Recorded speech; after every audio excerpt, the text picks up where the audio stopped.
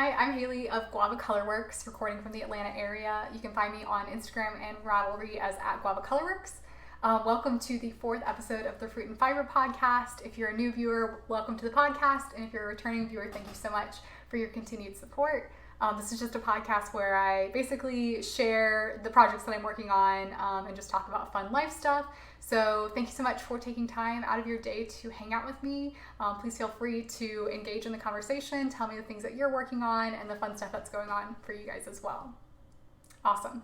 So I'm just going to jump into what I'm wearing. So this is the Ripple crop top by Jessie May. I think she's Jessie May on Instagram, but she has like 3 or 4 S's in her name, in her Instagram handle. So look her up. She's awesome. And this is knit out of a bunch of different scraps of yarn that I dyed for various, kind of experimental things. So I'll stand up and show you guys a little bit better. So you can see here, I didn't really do, you're not gonna be able to see very well. Yeah. I didn't really do much shaping on the back, like back row shaping, mostly because I was running out of yarn.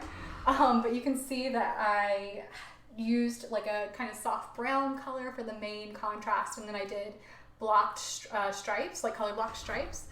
So that wasn't the original project. It was supposed to originally be like a solid color, but I wanted to do some fun color blocking because I was also doing the Hello Stella scrap along at the time too.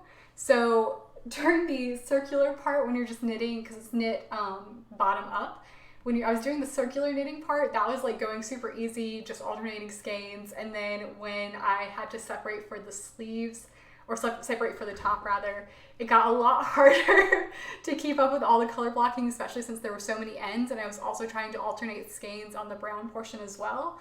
So it's a little challenging, but I'm pretty happy with the end result.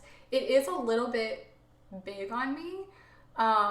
Not even necessarily like the width, but I accidentally decreased too many times for the top, and so the shoulders kind of slipped down a little bit.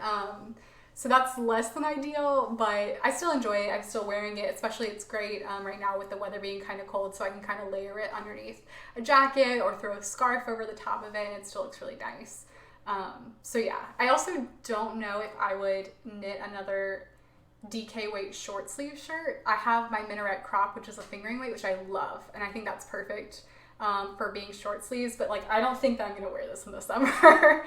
I finished this probably back in October, I think. I could be making that up. And so like it was still kind of hot here in Georgia, and I didn't really wear it at all, but now that it's getting cooler, it's good to have kind of a thicker layering piece. But yeah, probably don't think I would do a DK weight short sleeve sweater again. But really enjoyed the process. Overall, I like the effect. I think also I probably would have made the sleeves not quite as big. They're a little bit winged for my ideal sleeve. But again, this is a learning process. As I get better at knitting, I'll find out more and more things that I do like and I don't like, and kind of modify patterns to fit my style more and more as I go. But yeah, overall, really enjoyed the pattern, super intuitive. I'd never knit a bottom-up sweater, so that was a cool process to be like, okay, yeah, you knit in the round, then you knit flat on front and back, and then you join all that together when you add the sleeves on. So that was a pretty cool process. So yeah, I think that's everything I wanted to mention on this project. Yeah, but yeah, really enjoyed the pattern. Highly encourage you guys to make one. Probably she does have the pattern for multiple weights of yarn. I think the original one was in fingering weight, and then the second version is a DK or a worsted weight. So I would recommend doing the fingering one, but yeah, super fun. So I don't have any finished objects for you guys this week, unfortunately. Or even, I guess, yeah, it's been 2 weeks since I recorded the podcast. I have not gotten a lot of knitting time done. Work has been kind of busy, and then also just kind of prepping everything for the holidays. Lots of holiday get-togethers, which have been awesome, but, kind of take up some time that I would normally be knitting. So in the meantime, what I have been working on is I have been working on my soldotna crop still. So where I last showed you guys, I think I was here on this sleeve. Sorry, I'll try try to make sure that's not rattling. I was here on the sleeve, so this is all I've really gotten done in the past 2 weeks, unfortunately, just because, again, I haven't had a ton of time to work on it, but I finished the colorwork section. I think I did 12 color repeats of the, like this, you know, kind of flea stitch colorwork section, and then now I'm just working on this extra long cuff that I want to do, because like I said, I wanted the colorwork to kind of end right about here and then just be a really long rib stitch color block of that navy. So that's what I'm working on right now. Again, when you're knitting with really like a really small circumference, it can be kind of slow going. I probably should do magic loop. That probably would help this whole process go a lot faster, but I'm being stubborn right now. I'm still doing the little like 9-inch circulars, and actually I think I'm doing 10-inch. Nope, true 9-inch, because it was so small I had to actually do both needles as the 2-inch size. So that's what I'm working on right now. I'm also doing a twisted rib, which means it's knit purl, but it's knitting through the back loop and then regular purl. And so knitting through the back loop can also be a little bit more time consuming than a regular knit stitch. But it's the look that I want, it's the effect that I'm going for, so commit, you know, gotta go with your gut. So hopefully it will turn out as I have envisioned in my head. But yeah, overall, loving the color combination. This is actually the back side, so you can see kind of the jog where, you know, you're starting a new row, and so the color work gets off a little bit, but I'm hoping it will kind of block out for the most part. I'm not too worried about it, and also it's on the back side, so it's not gonna be a big deal. So this will be the front side. Let's see if I can get the sleeve. So obviously I'm trying to hold it, so it's gonna be longer than this. My arms are very long. So it's more like here. So I still have probably like 2 more inches of ribbing to do at least, I would guess. But yeah, it will be worth it. 2 more inches of ribbing, then I will have the you know, desired counts for the other sleeve, so I'll just have to pick up and knit that other sleeve, and then I think I'm gonna add maybe like 1 or 2 more color repeats to the body, and then I'll just do the regular bottom edging with like the little square kind of motif, and then the ribbing at the bottom. So yeah, so I'm not gonna get this finished by Christmas, obviously, but I will definitely get it finished before the weather is warm again, and I'm very excited about that. So that is the Soldotnik crop. Not much, you know, news to share, but hopefully I will have some more in the future. And then the second thing that I'm working on is the Oslo hat by Petite Knit. This is a gift for my brother, my youngest brother, who asked for a hat for Christmas. So he asked me for a dark green or dark gray hat, and I used the Lion brand Heartland yarn in their Kings Canyon colorway. It's like a heathered yarn, so it's green and gray, which is perfect. And I think it's turning out really nicely. So right now, it honestly looks crazy.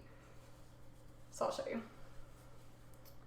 So this is what the hat looks like. This is not normally what a hat looks like, at least in my experience.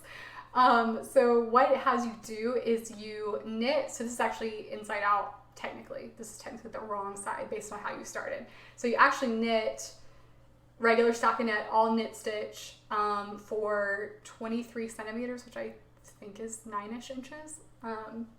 So you knit that, and then you turn the work basically so that you're now knitting on the wrong side, and then you do the same thing, and then you just basically at that point are just knitting a bunch of, you know, stockinette stitch over and over and over again until you get the desired hat length, and then you do the decreases. I haven't gotten to the decreases yet, but ultimately what you're gonna do is you will fold it, sew it just underneath this like ridge line where you separated or where you started doing regular stockinette versus reverse stockinette, and then so you'll sew that together, and then you'll fold that on top of itself. So that's why it has to be so incredibly long.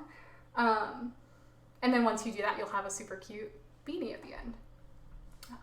So yeah, it's awesome. It's just a very basic, gender neutral beanie. I'm excited to see what the final look is like. I also never sewed an edge just down onto my knitting before, so I need to kind of like look up a tutorial for that. So if you guys have any recommendations, let me know. So yeah, so this was supposed to be a Christmas gift for him. I think as long as I don't run out of yarn, I think I can finish this by Christmas. Oh, I'm dropping some stitches. I think I can finish this by Christmas, but I'm kind of nervous that I am gonna run out of yarn. So this is all I have left, and I have maybe like 2 more inches of this to knit, and then I still have to do all the decreases. So we'll see. Fingers crossed that I don't run out of yarn and I can finish, because as far as I know, Michael's does not carry this in their stores anymore, so I can't just pop over to the craft store and pick some up. And Amazon said they weren't gonna have any, like it wasn't gonna be delivered until Saturday or Monday, at which point I will either almost be leaving or already be home at that point and won't be with my family anymore. So fingers crossed I don't run out of yarn. If I do, it's not the end of the world. I can always mail it to him, but ideally I would like to have it finished by Christmas because it was supposed to be a Christmas gift. And so then along those same lines, my other brother, we were trying to think of other gifts that we could get him, and I was like, hey, do you want a hat too? So he also said that he would like a hat. So I ordered some of the Lion Brand Heartland yarn again, this time in the not Kings Canyon, the Hot Springs colorway, which is like a heathered, I think it's purple and black heathered together. It's really nice. He loves purple, so I'm gonna make him one of those, and that one actually should deliver by Christmas Eve. So obviously won't have that one ready by Christmas for him, but will at least be able to put a good dent into it and hopefully have something to leave him with. And I did order 2 skeins for that one, so I definitely should have plenty of yarn for his hat. So yeah, so those are the things that I'm currently working on. Again, not a whole lot of knitting, so I apologize. This is probably going to be a pretty short episode, but hopefully you guys are still enjoying the podcast. So yeah, so before I move on to the life stuff, so I just want to reiterate too, the shop is officially closed for now. That's kind of tentative on when I'll actually reopen, but in the meantime, and also because I didn't do a podcast for you guys last week, I did record some little like Instagram story snippets of my actual dyeing process. So a friend of mine asked me if she could buy some yarn for me for a Secret Santa gift. She drew a name of like an extended family member's significant other, and so she's like, well, I don't really know this person, but they had kind of like given interests and hobbies, and one of her hobbies was knitting. So she asked if she could buy some yarn for me. So of course I made an exception, dyed some yarn for her, and I recorded that process for you guys. So if you didn't see it when it was actually live on Instagram, then you can go to my yarn and dyeing story highlights in my account, and you can watch it all there. So it's all saved there. So yeah, so life stuff. Well, it's almost Christmas here in the United States and everywhere because it's not Thanksgiving. It's Christmas everywhere. Like I said, we'll be going home for Christmas. We're gonna pick up my middle brother from the airport today. He was originally supposed to get here yesterday, but his flight got delayed, so he'll be here around 5 p.m. today. So we'll go grab him, and then we'll make our way home to South Carolina. So that should be an awesome, fun time. We are finished with all of our Christmas shopping, except for, you know, of course, the hand-knitted items that I still owe them that I'm working on. So yeah, so that's mostly it. Are you guys knitting any gifts for anybody? Do you like to knit gifts for people? Are you mostly like, do you knit for yourself? Do you knit a lot for others? I'd love to know all kinds of, you know, fun stuff that you guys are doing too. If you also, like I said in my Thanksgiving video, if you have any Christmas traditions, also let me know those. Big fan of tradition. I think we're gonna try and do all like matching pajamas. We are all like pretty much adults. My youngest brother is 18, and then ranging up to my my older sister who is 27. So all adults, but totally in you know, like happy to wear matching Christmas pajamas. So that's probably what we're gonna do. But I don't think we have any big plans other than to watch some Christmas movies. Probably watch Elf. I love that one, and then maybe watch some of the claymation videos. All-time favorite Christmas video or Christmas movie that we always watch is Muppet Christmas Carol. It's very specific, but that one's definitely a tradition. So yeah, so I hope you guys enjoyed this little short podcast. Again, sorry I didn't record a podcast for you guys last week. It will probably be the same this coming week. I probably won't do a podcast just because I will be home with family, but you guys can expect one after the new year. So yeah, Thank you guys so much again for joining me. Feel free to participate in the conversation. Let me know, what you're working on. Let me know about your Christmas gifts. And I hope you guys all have a wonderful and Merry Christmas. Bye.